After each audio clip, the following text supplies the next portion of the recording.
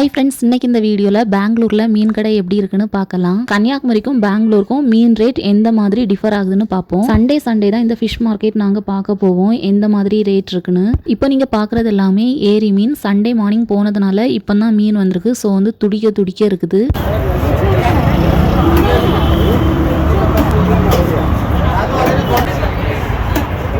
இப்போ நீங்கள் பார்க்குற மீன் என்ன மீன் தெரில. கிலோ வந்து 300. இப்போ பார்க்குற மீன் பார்த்தீங்கன்னா கேஜி 250 ருபீஸ்.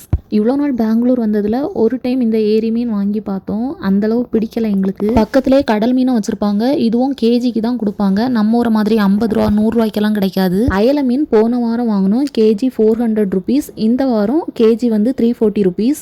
நம்ம ஊர்லலாம் நெத்தலி சாடெல்லாம் 100 ரூபாய்க்கு ஒரு பை நிறைய கிடைக்கும். இங்கெல்லாம் அப்படி இல்லை, கேஜியே 400 ரூபா 500 ரூபா இருக்கும். அதுவும் இங்கே நிறைய மீன்லாம் ஃப்ரெஷ்ஷாகவே இருக்காது. பார்த்து தான் வாங்கணும். உங்களுக்கு ஃப்ரெஷ் மீன் எது, ஐஸ் மீன் எதுன்னு பார்த்து வாங்க தெரியுமான்னு கமெண்ட் பண்ணுங்க. டாடா.